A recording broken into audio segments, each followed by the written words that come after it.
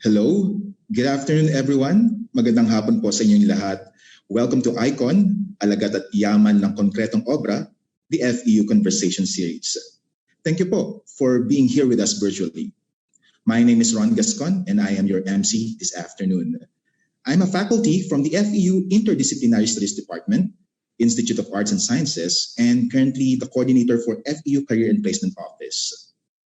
Before we get too excited for this very iconic event, we would like to acknowledge first the presence of our Senior Vice President for Academic Affairs, Dr. Maria Teresa Trinidad Pitino, Vice President for Academic Development, Dr. Mirna Quinto, Assistant Vice President for Academic Services, Dr. Jean Pamitan, university officials, academic managers, faculty, our students, all the viewers from our live stream, and of course, our very iconic speaker for this afternoon.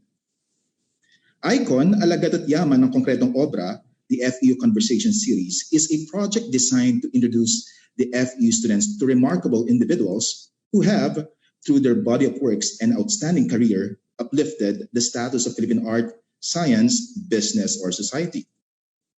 To welcome us and our dear speaker this afternoon, may we call on our Senior Vice President, Dr. Maria Teresa Trinidad Pitino. Good afternoon, Ma'am Trina. The screen is yours.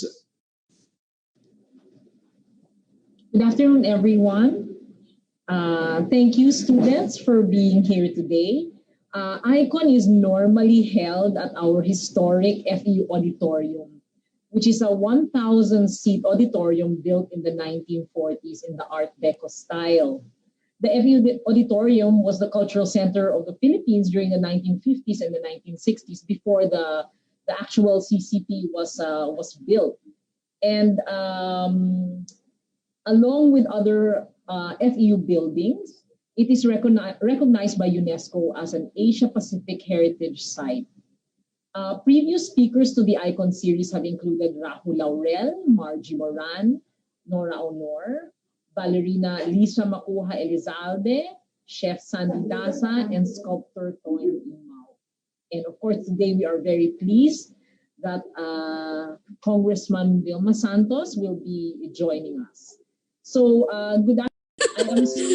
I am so excited that Ate V is participating in our ICON series at this time, as this talk is part of the celebrations marking our 93rd founding anniversary.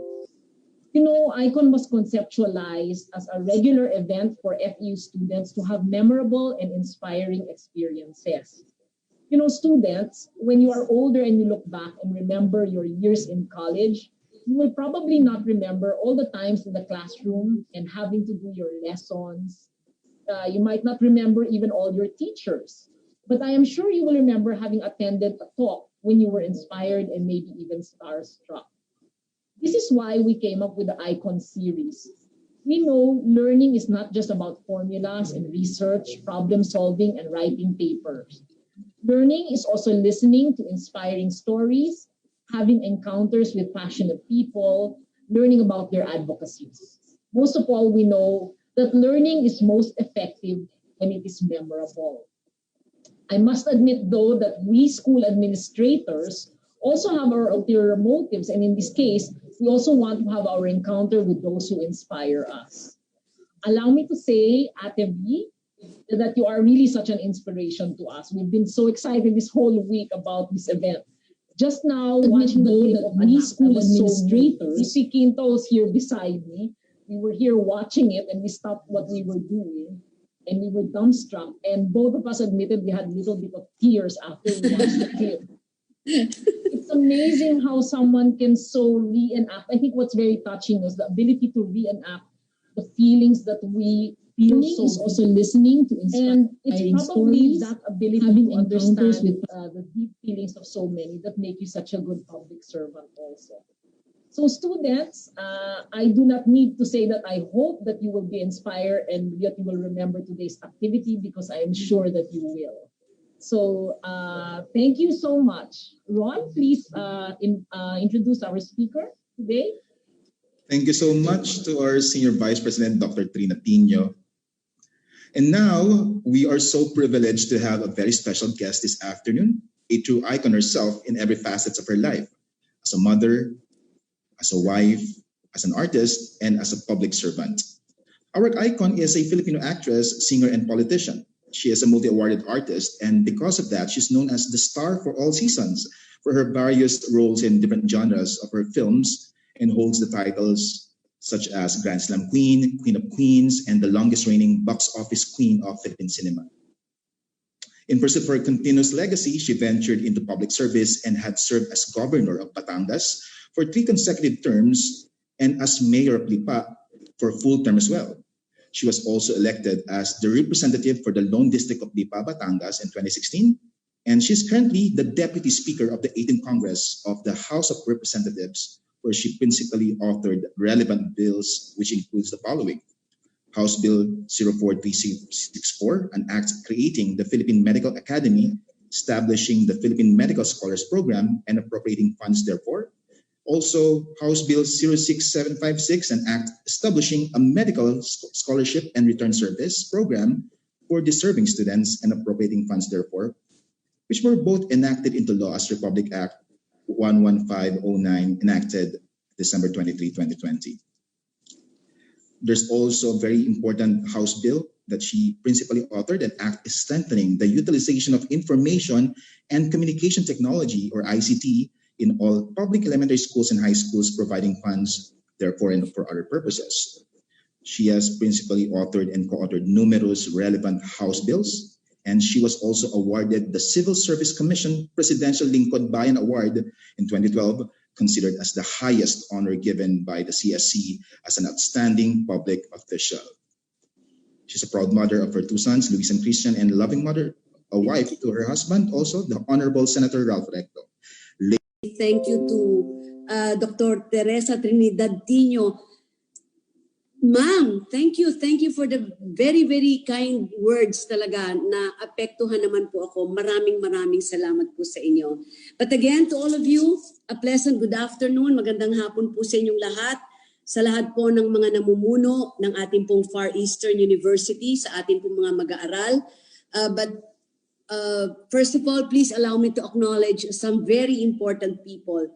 I'd like to say good afternoon to Dr. Michael Alba, FEU President, and also to, of course, to Dr. Maria Teresa Trinidad Tino. So, okay po bang sound ko? Yeah, most likely. So, okay po ba yung sound ko? Opo. Okay po ba yung audio? Narinig po namin kayo, ma'am. Yes po. Our audio is fine? Yes po. Okay. And also I'd like to acknowledge and say thank you to Dr. Mirna Quinto, Vice President for Academic Development, Dr. Generoso Pamitan, Vice President for Academic Services, and also Harold Jan Kulala, Dean, Institute of Education, Rowena Reyes, Dean, Institute of Arts and Sciences, and Joy Sheila Era, Dean, Institute of Tourism and Hotel Management, Maria Belinda Buenafe, Dean, Institute of Nursing, Earl Joseph Borgonia, Dean, Institute of Accounts, Business and Finance, Raquel Bakiran, Dean, Institute of Architecture and Fine Arts, and to all our directors, department chairs, faculty, students, and I think, if I'm not mistaken, kasama rin po natin ngayon sa virtual ang mga Vilmanians. Hello and to all of you, a pleasant good afternoon. Una muna, gusto ko po muna kayong batiin lahat ng inyong 93rd anniversary. Happy anniversary po sa inyong lahat. Maraming salamat po sa pag-imbita niyo po sa akin dito sa ICON, the FEU Conversation Series, na napag-alaman ko ay isang bahagi din po ng celebration ng inyong anniversary.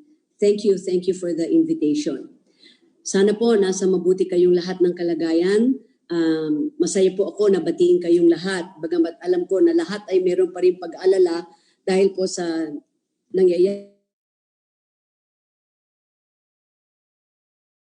pa rin pandemya sa ating pong bansa. Kaya malaking tulong po ang teknolohiya po natin, lalo na po sa mga ganitong panahon. Hindi niyo man po ako physical na makasama ngayon, pero sa pamamagitan po ngayon ng Zoom at ng iba pang online platforms, ay virtual po tayong nagkakasama-sama.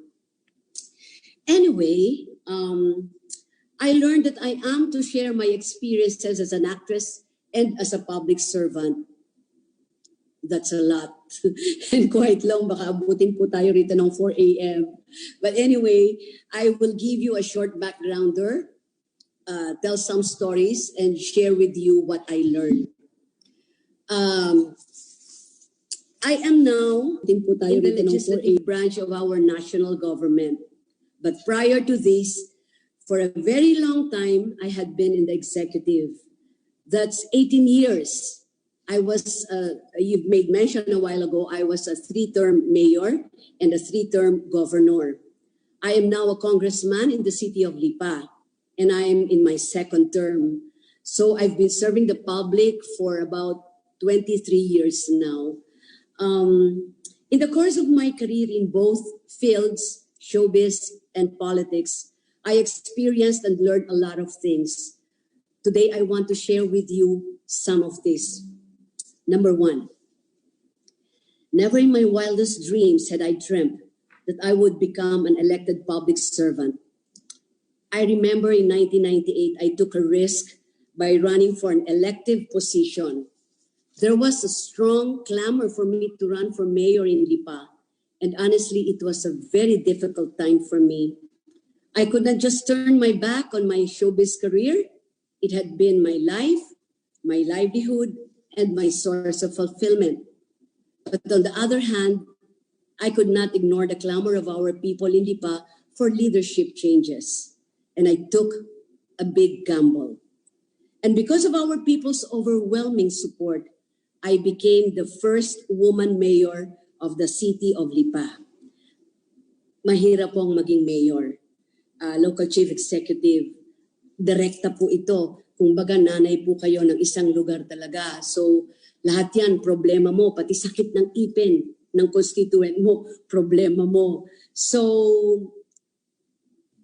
ang ginawa ko po dito ko po nakita kasi kung gaano kahalaga ang meron po tayong tinatawag na preparasyon. I remember when I won, kinausap ko po yung asawa ko si Senador Ralph RECTO, and I told him, Ralph, paano yan, nanalo ko? And then, ang ginawa po ni Ralph ay in-enroll po ako sa UP. Okay, so second, I did my preparation by going to school. I took a crash course in UP College of Public Administration and Governance. Here, I studied the local government code, the powers of the mayor, economic development and local government finance, fiscal management, yan yung importante, mga buwis-buwis yan, and political empowerment and participation. This was a big help to me. The knowledge I gained served as my handy tool, my guide in the manner in which I had to exercise power in the management of local government's affair.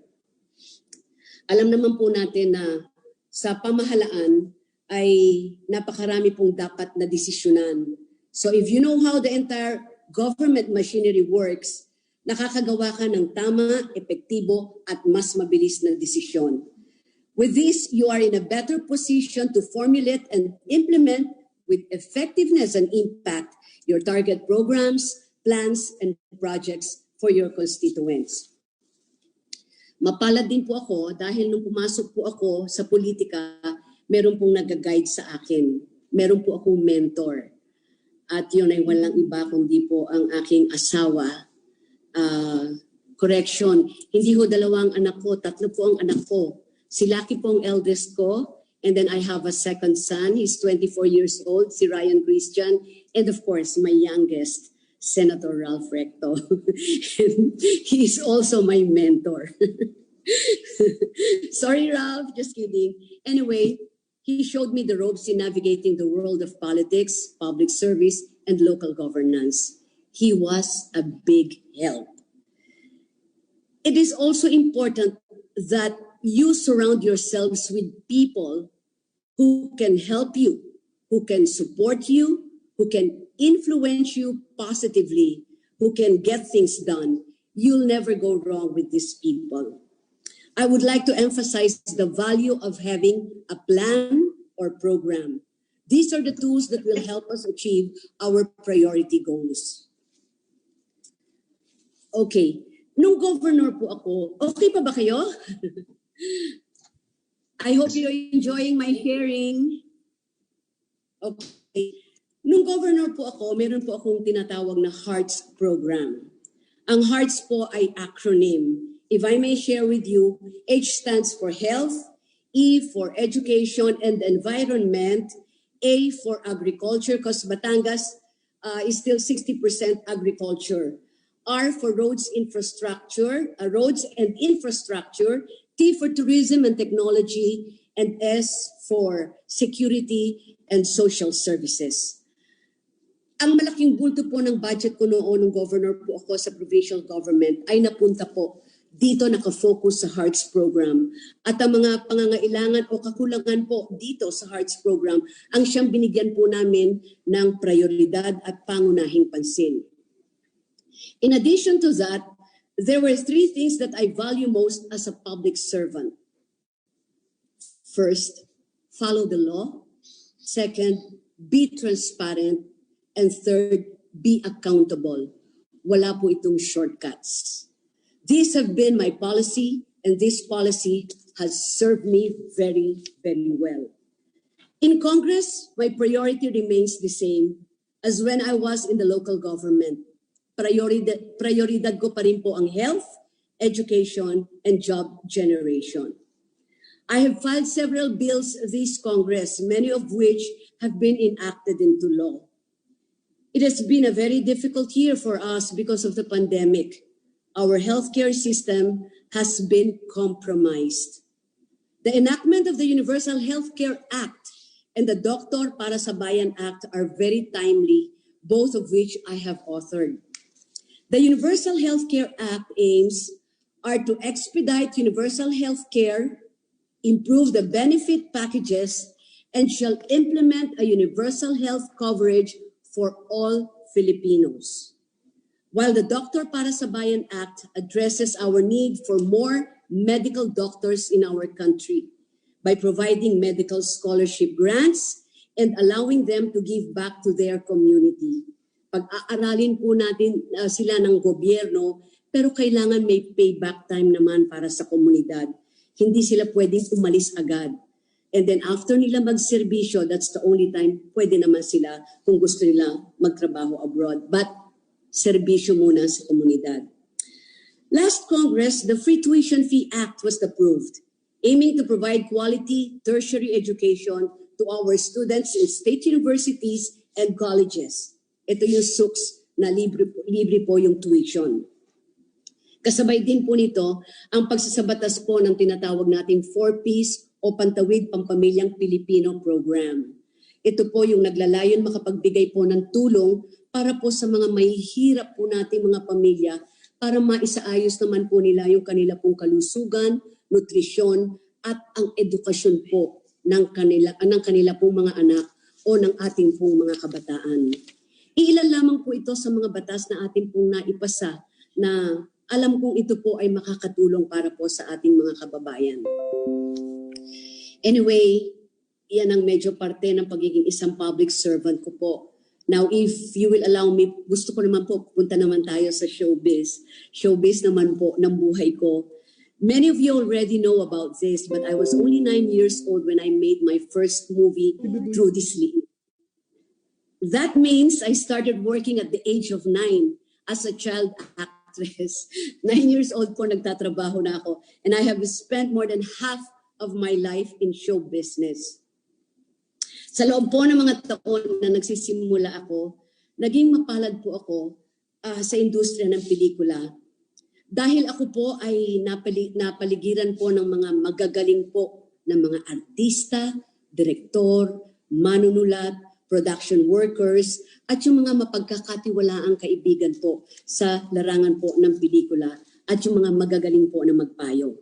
People who inspired me to hone my talent, worked hard, excel and give my best, not to stop learning. who can help me get back on my feet when I was down, the people who made me a better person and a better artist. Sa palagay ko po, yung mga natutunan ko po sa kanila, ang mga suporta po na nakuha ko sa mga taong ito, ang dahilan din po kung bakit tumagal po ako ng ganito sa industriya ng pelikula. Napakalaki po ng utang na loob ko sa mga taong ito. At kung nandiyan man sila ngayon, may nakikinig, maraming salamat po sa suporta at pagtuturo ng mga nalaman at na-experience ko po sa inyong lahat. Dahil kung saan man po ako ngayon, yan po ay utang na loob ko sa inyo. Maraming salamat po. Sa akin pong pagiging artista, siguro naman po ay mayroong, binanggit niyo rin po kanina, may mga nakakatanda rin po ng mga pelikulang nagawa ko. Mga pelikulang sa tingin ko po kahit paano ay mayroon naman pong naiambag sa pagpapaangat po ng antas, ng kaalaman at pagkamulat ng ating pong mga mata sa katayuan po ng ating lipunan at sa katayuan po ng mga kababaihan. As an artist, I did my job in advancing the cause of women. In the movies that I made, I accepted roles that brought to public attention a wide array of problems, conflicts, and complexities that confronted our women, how they courageously and intelligently handled them. Naalala pa mo ba nyo yung mga pelikula kong katulad ng Sister Stella L, Dekada 60, Bata-Bata Paano Ka Ginawa, at yung kaninang pinakita nyo anak, Sister Stella L, Kamalayan ng Isang Mama, ay iba na at mababa ang tingin sa'yo. Hindi pwedeng mangyari yun. Ang importante ay kung ano ang kayang ipakita at anong kakayahan ng isang babae bilang isang ina, asawa, at parte ng lipunan. Yan naman yung bata-bata, paano ka ginawa. And then, anak, yung kanina na true story, ito'y well-researched na pelikula at istorya ng isang domestic helper sa Hong Kong. Kung ano ho ang sinasabi ng isang ina na isang DH na nasasakripisyo ang kanyang pamilya. Paano niya ito na-handle? Yan naman po yung anak. I also, if I may share with you, I also made Dulzura Cortez a true story kung paano ho ipinakita nila yung kauna-unahan pong AIDS victim na babae, si Dulzura Cortez, na it was published sa Inquirer by Ceres Doyo. Ginawa ko rin po yun. And if I may share with you also, ipagpatawad mo kung saan unang-unang ipinakita rin po ng isang ina kung paano ipinaglaban na nagkaroon siya ng isang anak na merong autism. These are the movies that I made na hanggang ngayon po ay nakatatak sa puso ko. And I did these movies because I strongly believed in their underlying message for our women. Take a stand, fight for your rights, protect your dignity, and take control of your life. Sa mga kababaihan, huwag tayong matatakot. Kaya nating manindigan. Tayo ho ang may kakayanan magdesisyon para sa ating buhay. Ito pong mga advocacies kong ito at iba pang mga issues po na napakahalaga sa akin ay tangan-tangan ko pa din po kauna-unahan akong babaeng mayor ng Luzon ng Lipa, kauna-unahang babaeng governor ng lalawigan ng Batangas, at ngayon naman po, atas po sa aming distrito. Mahaba na. Ito na lang po. Hindi rin naman po tayo puro trabaho. I worked hard but Sunday is very sacred to me. It is a day. And I always make it a point to spend time with my family on this day. My main priority has always been my family. Second is my being a public servant. And third, ito medyo sad, ay napunta po sa third yung priority ko as an artist. That's my order of priority, and that's how I value my family, because I truly believe family is the most important unit in our society. Hindi ko po ma-imagine ang sarili ko na magsilbi sa mas malaking pamilya o sa mga tao kung ako mismo ay hindi marunong mag-alaga at magsilbi sa sarili kong pamilya. Sa akin pong sariling pamilya, dito ko po kinuha yung akin pong inspirasyon at adrenaline to serve my bigger family in Batangas. Kung ano po ang inspirasyon at gusto kong mangyari sa kanila, o priorities ko sa kanila, ganun din po ang ginawa sa mas malaki kong pamilya sa lalawigan ng Batangas na nagbigay po ng tiwala sa akin para maging leader po nila. Anyway, mahaba na po. Let me end this talk with a quotation from Oprah Winfrey. If I may quote, "I've come to believe that each of us has a personal calling that is as unique as a fingerprint, and that the best way to succeed is to discover what you love and then find a way to offer it to others in the form of service." Unquote. Yan po siguro ang isa sa mga sinusunod ko. But anyway, tayo po ngayon ay humaharap sa isang matinding pagsubok dulot po ng pandemya na ilan pong mga mabibigat na suliranin ang hinaharap po natin ngayon. Nararapat lamang po na tayo po ngayon ay magtulungan. Tulungan po natin ang ating bansa at tulungan din po natin maisalba ang ating pong mga kapwa Pilipino. Batid po natin na napakaraming hamon po ang hinaharap natin ngayon, ang ating pong mga kababayan. Wag po tayo mawawala ng pag-asa at I am sure and I am very optimistic malalampasan din po natin ito.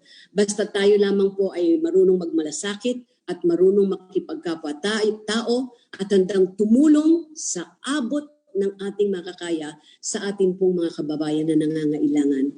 Let's just continue to work with partnership and let's just continue to work as a family. Tulong-tulong po tayo pagsilbihan ang mga nangangailangan natin. Naway, gabayan po tayo ng ating pong Panginoon Diyos. Anyway, sa committee po ng FEU AYKON, isa pong napakalaking karangalan para po sa akin ang mabigyan po ng ganitong gantimpala. Maraming salamat po sa inyo. And my best wishes on your undertakings as you pursue your mission of providing outstanding service to national and global initiatives for the progression and development of our country. Sa inyo pong lahat, maraming salamat po. FEU, please keep up the good work. At sa inyo pong lahat, mabuhay po ang alagad at yaman ng konkretong obra. Maraming salamat po and may God bless us all. Mabuhay FEU, mabuhay AYKON. Mabuhay po. Thank you po. Thank you so much po to our FEU Salamat AYKON. po. Thank you po. Thank you po. Thank you po. Salamat din po. Thank you po.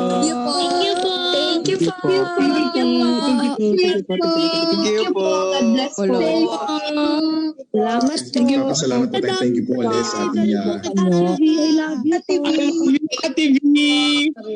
Thank you so much. I love the handkerchief. Thank you po. Thank you, Ate V. Thank you po. Thank you so much po sa ating Vilma yan Thank you po. Thank you. Mahal na mahal ko po na. Thank you po. Power. That's how much we love po Ate V. Vilma yan po ko. Anay ko po, Vilma. The Filipinos actually love the one and only AYKON. So, Meron po ba tayong Thank you po. Pa-shoutout po sa Shuttle Shock. Pa-shoutout po sa mama ko. Excuse me. So thank you so much again for showing your love to our FEU AYKON, the one and only Honorable Vilma Santos RECTO. Before we continue to our question and answer part, wherein we can also have an actual conversation, and of course, we can ask questions to our FEU AYKON. We would like to also acknowledge, also watching right now in our iconic event, Attorney Gianna Montinola, the Senior Vice President for Corporate Affairs of FEU. So, Ma'am, I'm sure you're also listening now. Thank you. So, we have also now a time for us to ask questions. I think we have someone from our audience. May we call on is there Dr. Rick Del Fuerte from Vilma Friends Forever International, or the VSFFI, for a question. The students are also invited to ask your questions. You can type in your question in our chat so we can address it to our FEU AYKON, Honorable Vilma Santos RECTO. Hello. Can you hear me? Yes po, we can hear you po, sir. Yes, opo. Yes. Okay. Magandang hapon po, Vilma, and everyone out there. Okay, it's my honor to have conversation with you. It is also my privilege to speak in behalf of your multitude Vilmanians and the officers of VSSFI, headed by President Willie Fernandez and Ed Santiago. So we could congratulate you for this prestigious award from the Academy, the Far Eastern University. Thank you. Okay, so we are grateful also that you were doing challenging roles that has become iconic, and you had spellbinding performances there. So, like for example, Sister Estella L. and Borla's Queen. So, congratulations for those films. And my question is, Thank you. how do you prepare for such demanding roles? Paano mo pinaghandaan yung mga ganong papel? I guess in my case, maswerte po ako na nabibigyan po ako ng mga ace directors o magagaling po nating mga director. Today, yung paring kadalasan naman po iniiwan sa'yo yung version kung paano may play yung character. Iniiwan pa rin ng mga director na yung nag-guide na lang sila sa'yo. So in my case siguro, I make sure na kung ano yung character na pinoportray ko, sinisiguro ko lamang po na walang trace sana ni Vilma Santos na artista. Kung ano yung character na ibinigay sa akin, kung mahirap siya, dapat talaga makita talaga yung mahirap siya. Like sa Extra, kung napansin nyo, kung may nakapanood yung indie film kong Extra, talaga pong sinaloob ko po yung talagang, kasi artista ako, lumaki akong artista, kahit paano lead role, this time baliktad, ikaw yung extra. So talagang isinapuso ko po yung pagiging isang extra, pati pagdadamit, yung paano sila nagiging mukhang kawawa, na hindi pinapansin, isinapuso ko po yung talaga para portray ko ng tama isang extra. So madalit salita, pinag-aaralan din po at sinasapuso. And ako bilang isang artist, sinisiguro ko na hindi nakikitaan ng trace ni Vilma Santos na artista yung character na gagampanan ko. Salamat, Vilma. It's always a heart and soul performances coming from you. Thank you very much. Thank you too, Doc. Thank you. Good to see you again. Thank you so much po, Sir Del Fuerte. We can now start asking questions or reading the questions from our audience. Ma'am Vilma, the Honorable Vilma Santos Recto. We have also a question here from our audience, Jerome Wico. He said here, personally po, which do you find more fulfilling, your acting career or your job as a public servant?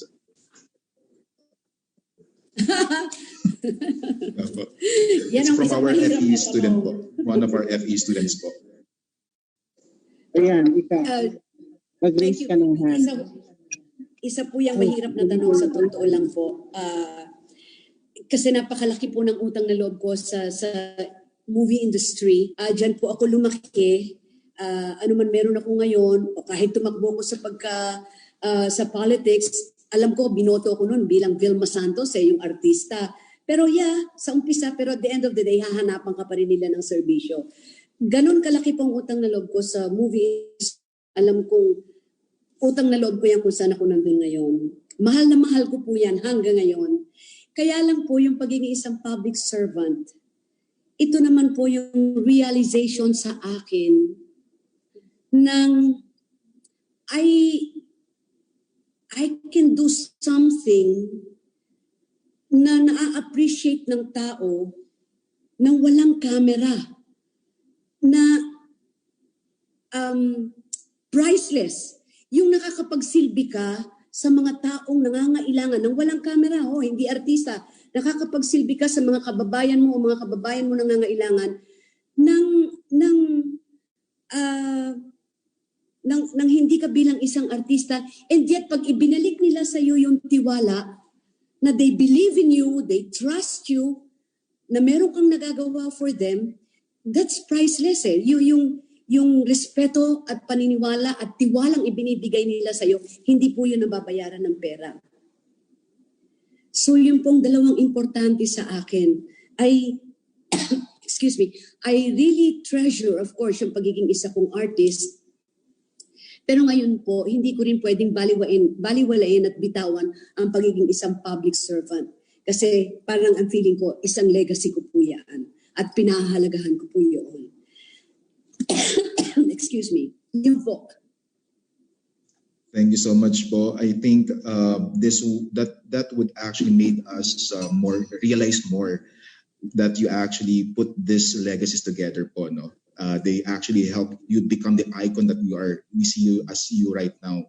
And we would like to emulate also, especially for our FE students. The next question is actually connected to this. This is from Arch Vincent Marquez. He asked, were you able to take... Ibigyan mo.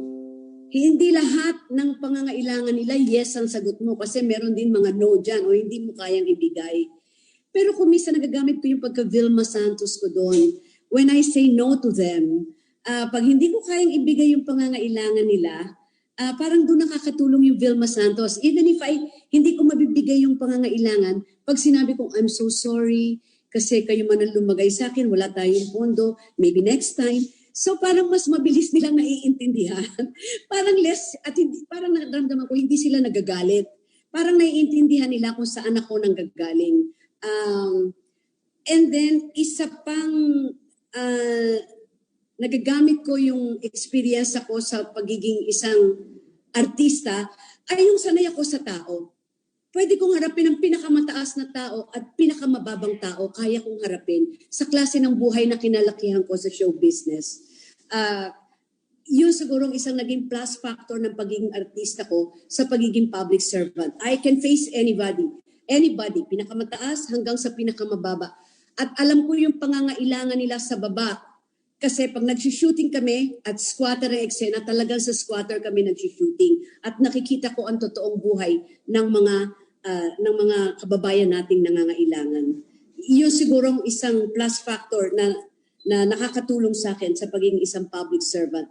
Yung pulso na yon ng pagiging isang artista, nagagamit ko sa pagiging isang effective public servant. That is very inspiring po to hear.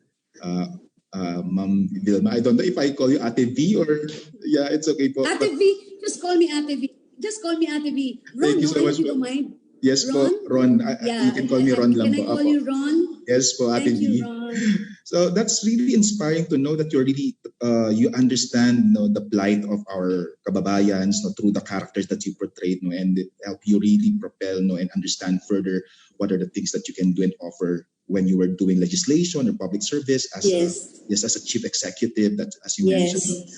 And this is really exciting because the next question is from Nicole Mantaring, and she's asking, what can you advice you can give for aspiring students, especially for FE students right now listening, who wants to be an icon also as well, someday in their own field? Because we actually look at you as an FEU icon, and I'm sure everybody is now inspired to follow your footsteps. So what are the advice that you can give us, especially the students? Thank you very much. Alam mo, to all our students, I guess the most important thing is don't take your studies for granted.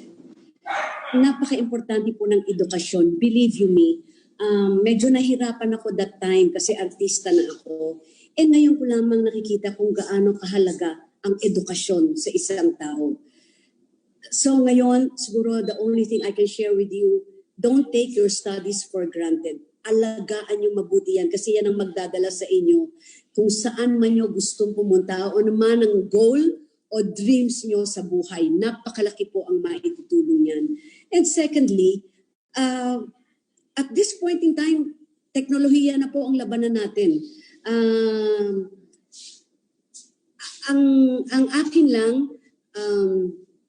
sa mga estudyante natin, magkaroon kayo ng focus. And I think this is the perfect time ngayon or generation ngayon na yung ating pong mga kabataan, it's about time you should get involved. Dapat alam nyo na kung ano nangyayari sa paligid ninyo. Tama, and get involved. Hindi tayo dapat nanghuli kung ano ang nangyayari sa paligid natin. So, be serious with your life.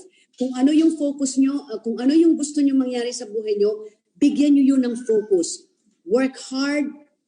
Ito yung aking, if I may share with you, ibibigay ko to, ang aking prinsipyo Para makuha mo yung goal mo o yung gusto mo sa buhay mo, 3 things. First is work hard. And then, pwede yun. Pinagpaplanuhan po yun ng tama. Like what I've mentioned kanina, iba yung may plano at iba yung may programa. Dapat planuhin nyo ano yung gusto nyo and then focus on it. Work hard on it. So yun tinatawag na smart work. And then yung third is grace from God. Kailangan din may prayers tayo for guidance. Kailangan sabihin din, kailangan nagdarasal din tayo at matuto tayong humingi ng tulong for guidance sa mga gusto natin gawin. Hindi pwedeng tayo lang lahat ang magdidesisyon. Hindi pwede. So these are the 3 things na aking sinusunod para makuha ko yung mga gusto kong gawin. Salamat po ulit, Ate V. Thank you so much. I think it's a very relevant advice again and timely as well. Because of the pandemic, we actually migrated to online ecology or classroom and studying. And of course, we would like to take your advice. Huwag pababayaan ang pag-aaral. We have to continue. Wag, please don't. Yan ang magiging pinakamabigat nyong tools para gamitin para sa future nyo. Believe you me, sa experience ko pong ito, sa napakahabang experience ko pong ito, yan lamang ang po pwedeng tumulong sa inyo. It's a cliche, pero totoo yung sinabi nila, yan lang ang po pwedeng kayamanan mo na walang pwedeng magnakaw. Yes. Sa totoo lang. Yes, we would like to take that, of course, as part of the wisdom we get from our FEU icon, Ate B. But magandang question din po yung susunod, no? Kay Jasmine Abalos naman, medyo segue siya ng konti. We are all self-confessed fans of Ate V. And, ako naman, thank you. Yes salamat po, lalo pang aking tita isa, Vilmanian, definitely po. Which character has touched or connected to you the most po? Ako personally, I've seen you in Anak, Dulzura Cortez po. Pero of all the characters, I think what we'd like to know is how it actually connected or the one that most connected to you po. Thank you po. Kanina, I've made mention about yung mga movies na nagawa ko na very memorable para sa akin. Ito halos lahat yung mga pelikulang sa ngayon ay tumatak sa akin. As a woman, sabi nga nila yung mga pelikula ko raw ginagawa ay feminist. It's about women, yung kakayahan at dapat gawin ng isang babae. Pero yung mga pelikulang nabanggit ko po kanina, ang mga nagiging memorable sa akin, bukod siyempre sa Darna and Jezebel. Just kidding. At least I was, sa isang artist, dream nila makapag-portray ng isang Darna at Jezebel. And palagay ko, maswerte ako sa career ko na naging Darna ako at naging Jezebel din ako at the same time. But anyway, yung mga binanggit ko kanina, memorable sa akin, yun. Bata-bata paano ka ginawa? Kasi bata-bata paano ka ginawa parang buhay ko rin. Diba? Meron akong 2 anak, magkaibang tatay, pero that doesn't mean na you can put me down. Meron akong paninindigan sa sarili ko. Diba? Alam ko ang sarili ko at kaya kong panindigan yung mga ginawa ko. So, yun, anak, masyado rin close sa akin yung anak na yan kasi, you know, ginawa ko yung movie na yan pero matatawa kayo sa akin kasi do you know that ako na yung umarte dyan? But every time I see it or every time I watch it, naiiyak pa rin ako. And ganun din katama sa akin yun because of the plight ng ating pong mga domestic helpers. You know what? Kasi nung naging public servant ako, that was the time na-realize ko ang katotohanan po ng buhay.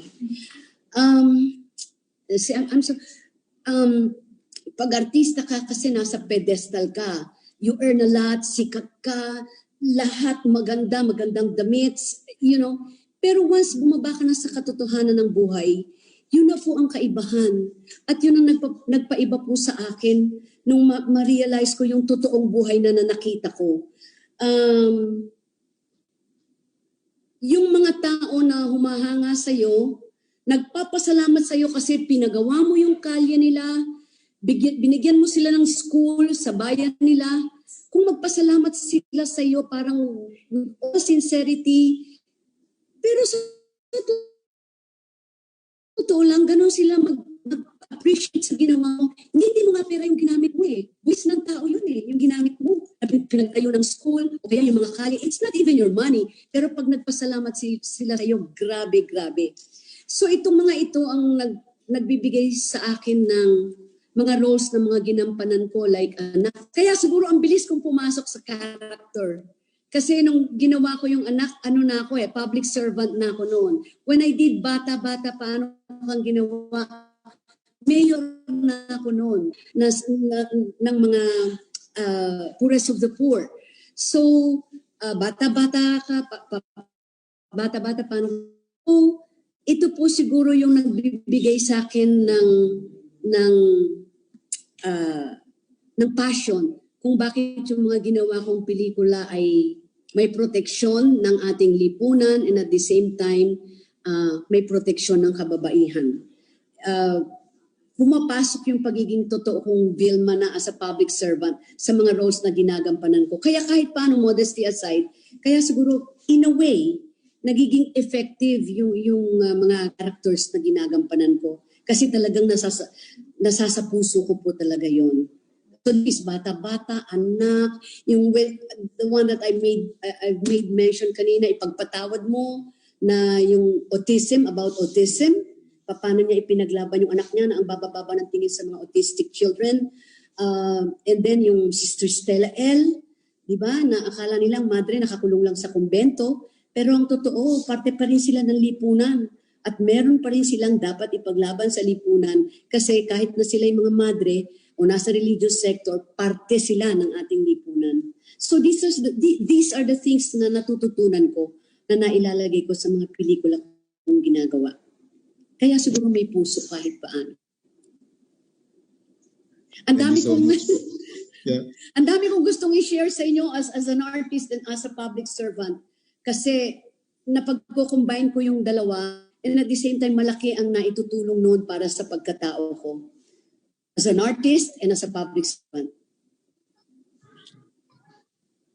Any more? Thank you so much, Ate V. For my generation po, what's really iconic would be bata-bata, paano ka ginawa, and of course, anak. And it's also good that we are reminded that when you were doing those roles, you were already a public servant. That's a very good reminder. That's why when we're trying to see through the character, we see it's authentic. It's really helping us understand where you're coming from, the characters that you are actually portraying, and the characters that will build up your characters as well. So that's why that's for me something that's really iconic, really, and the lesson, and of course that's Luwalhati Bautista as well. Bata-bata, ano ka ginawa? Yeah. Yes, right. It's an award-winning novel ni Luwalhati Bautista. Yes po, and we really admire, of course, how the film really helped us understand, especially during my generation, how the relationship of a mother and a son. Dekada 70. Yes po. Also, dekada 70. Yes po. I'm sorry. Also, dekada 70.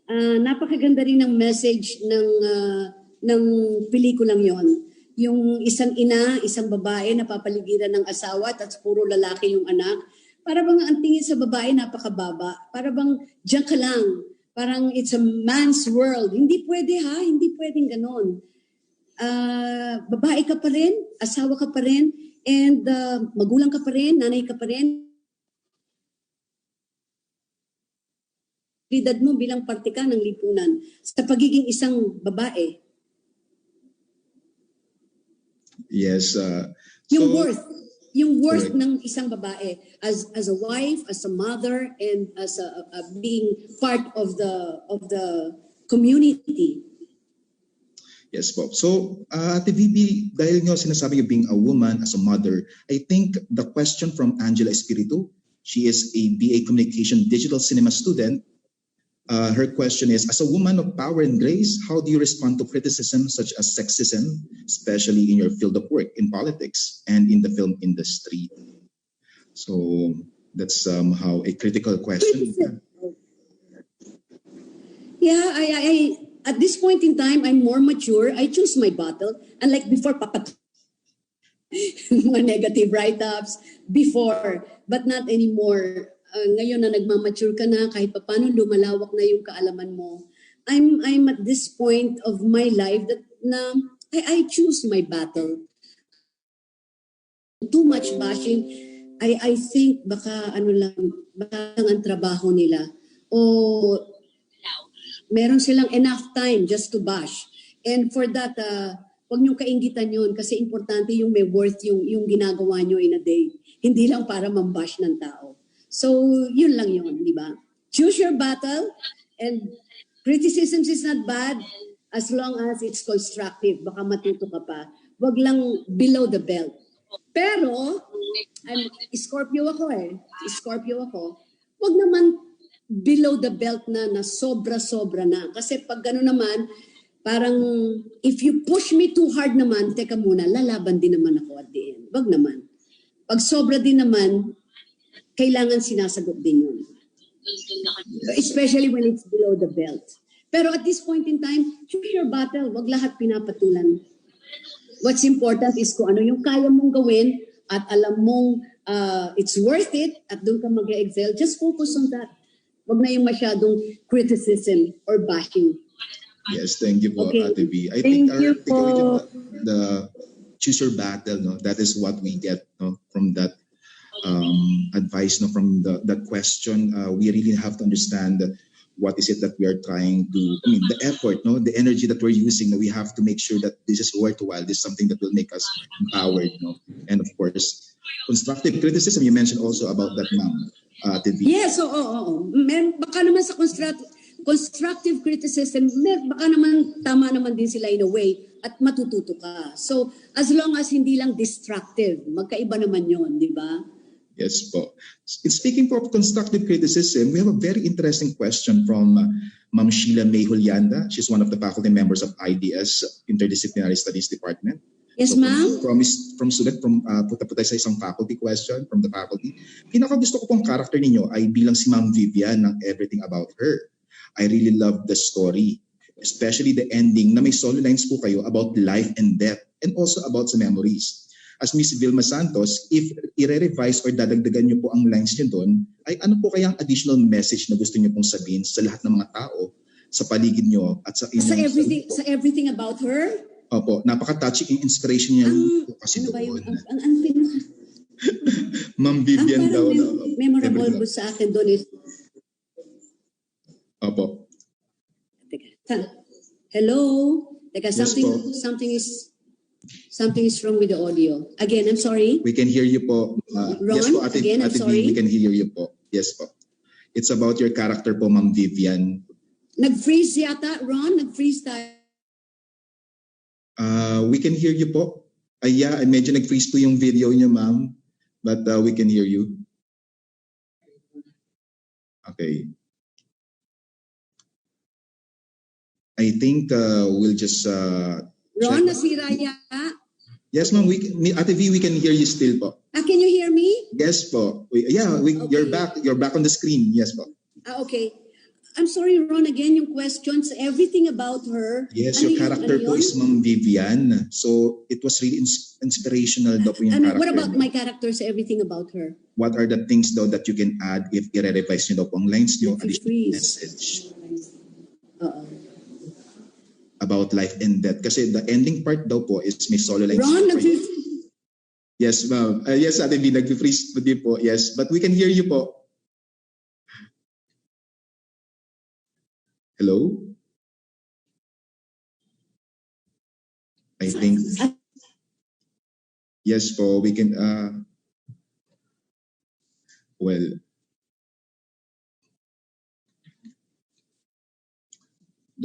we can check some other questions now while we are still checking the connection, and I'm sure you have a lot of Ate V in the movie, no? So everything about her? Yes po. Hi, Ate V. Can you hear yes, me, po. We Ron? can hear you na po. Yes po. We can hear you na po. Everything about her, Ron? Yes po, Ate V.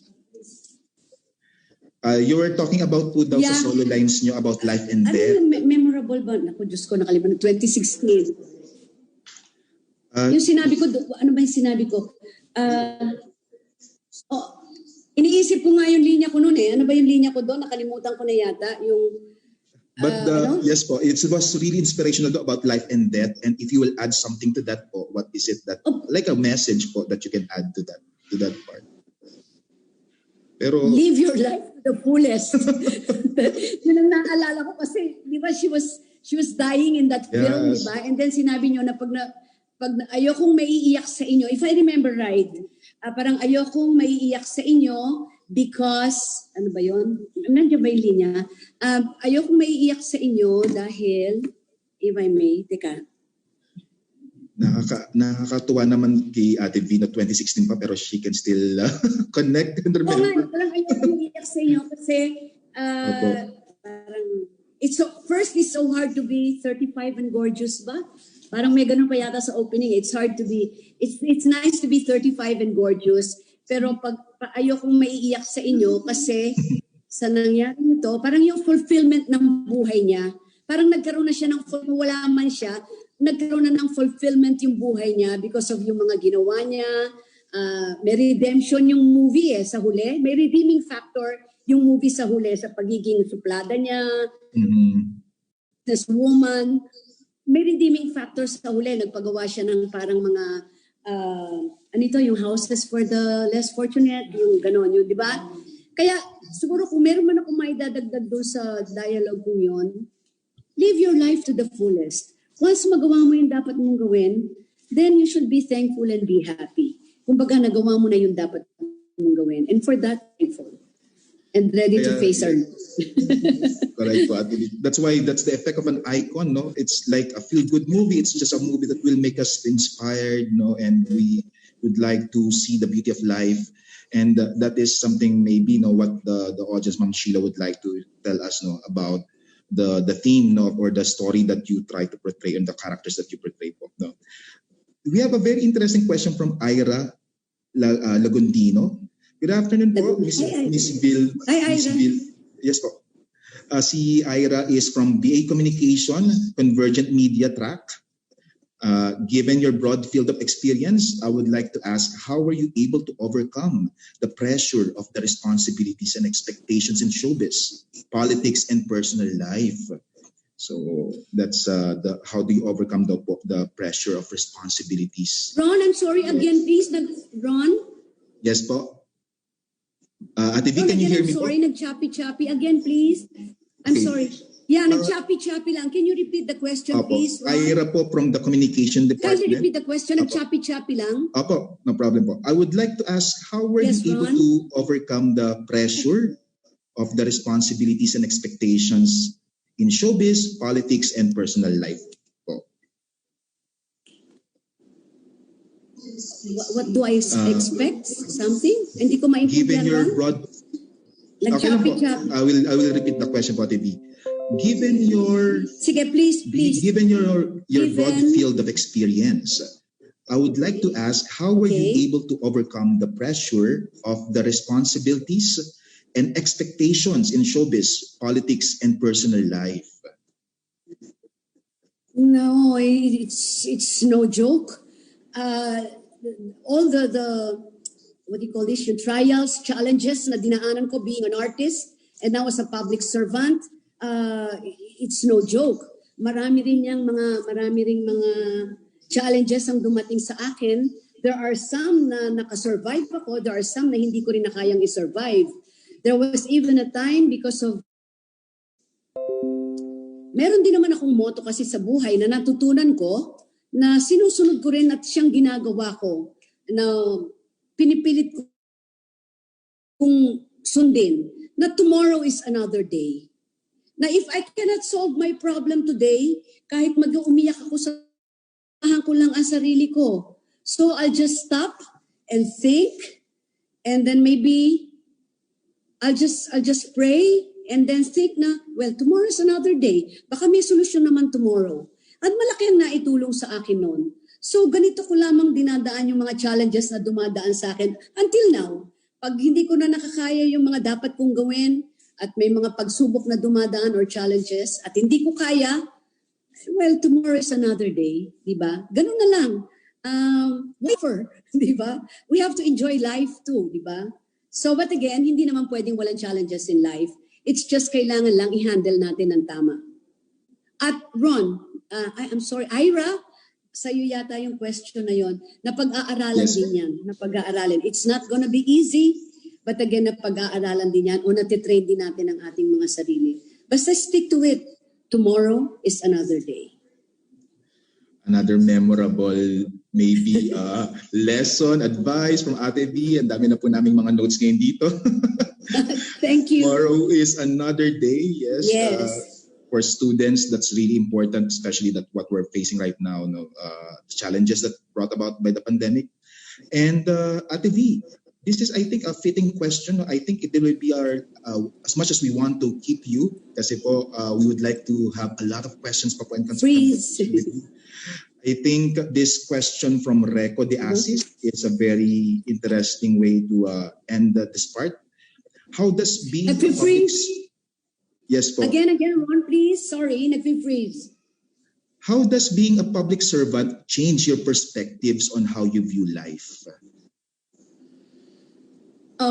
Realization. Well, sa akin, realization. Kasi, again, if I may, I started in the business since I was 9, no? I started young. 9 years old, nagtatrabaho na ako. So, ang kinalakihan ko talaga is all glamour. Ang kinalakihan ko, glamour, what do you call this? Fame, di ba? Malaki sweldo ng artista di ba? Yan ang kinalakihan ko, nasa pedestal ka, hinahangaan ka, di ba? Magagandang damit, magagandang bagay. Yan ang kinalakihan ko. You know, ang naging realization lang sa akin talaga when I became a public servant. Kasi yun na yung na-expose ako sa totoong buhay ng mga tao. Doon ko lang na-realize kung gaano ako ka-blessed as an artist at yung pagkatao ko, gaano ako ka-blessed. Imagine, nung humarap na ako sa totoong buhay ng mga tao, nung medyo artista ako, share ko lang, minsan, may pera ako, magbibigay ako ng tip sa mga tao kung minsan, sa mga waiters. Pag natuwa ako, magbibigay ako ng tip, 1,000 pesos. Nung maging public servant ako at nakita ko ang totoong buhay ng mga tao, meron akong na-encounter na isang pamilya mag-iisang taon walang kuryente dahil may utang lang na 800 pesos. Imagine, 800 pesos, kung magbigay ako ng tip, 1,000. And yet, this family, naghirap ng almost 1 year because of 800 pesos walang maibayad. That's the realization, oh my God. First, I'm so blessed.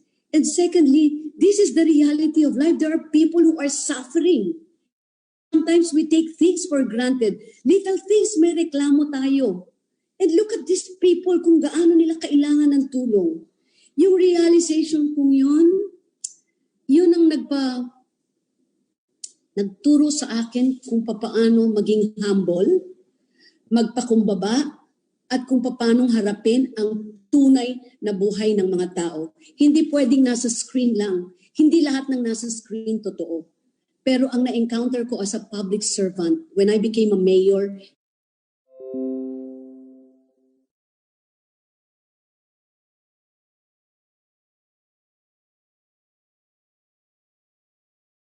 at yun ang legacy na palagay ko hindi ko bibitawan.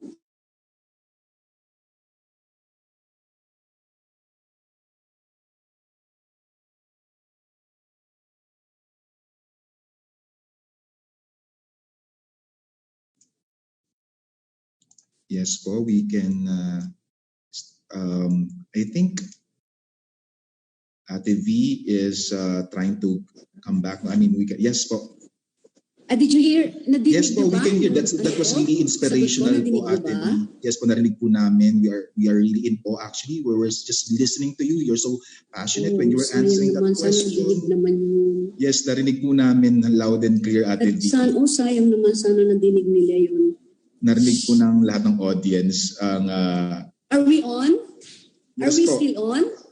Yes po, we are on po, Ate V. Ron, nadinig ba yung yung explanation yes, ko? Yes po, we were... Nadinig ba? Yes po, narinig po, loud and clear po. We were so inspired by that answer. Opo, and we can see the passion when you were giving the advice and answer po from that question.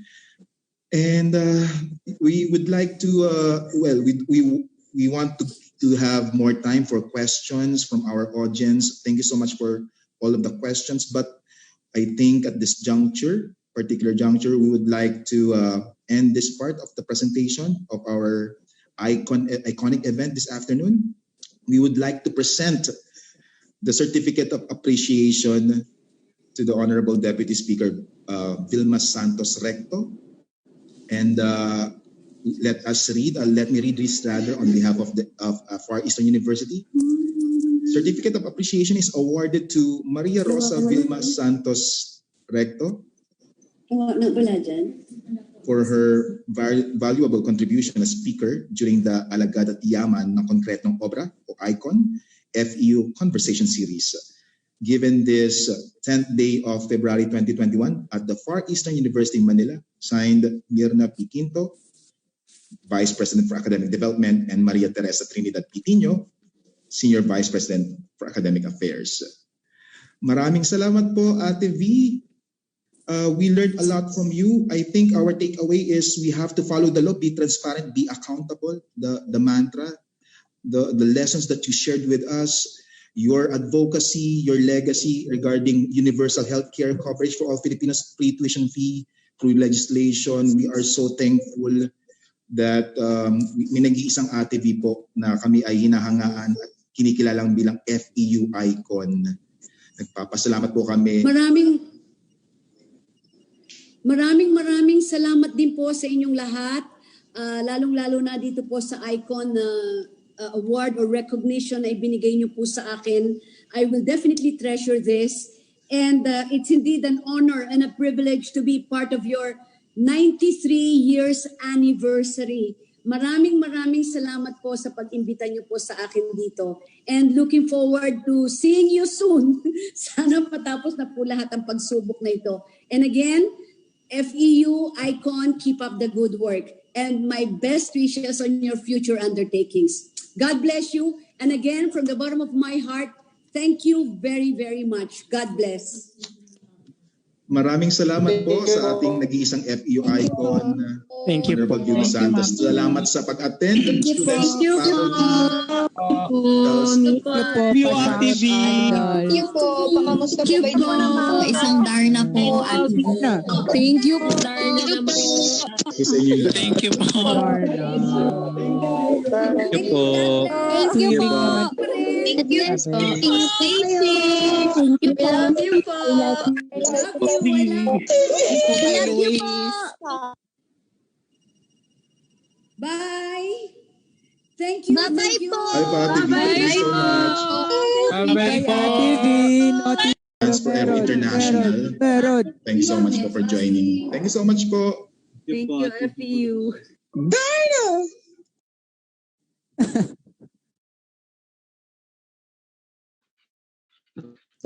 Mabuhay po kayong lahat. Mabuhay po tayong lahat. Salamat po sa inyong lahat. Thank you so much. We'll see you again in the next ICON, the FEU Conversation Series.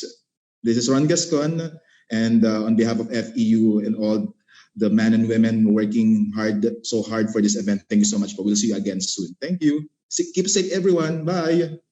Thank you po. Thank you po, FEU. Thank you. Thank you po. Thank you po. Till next time. Thank you.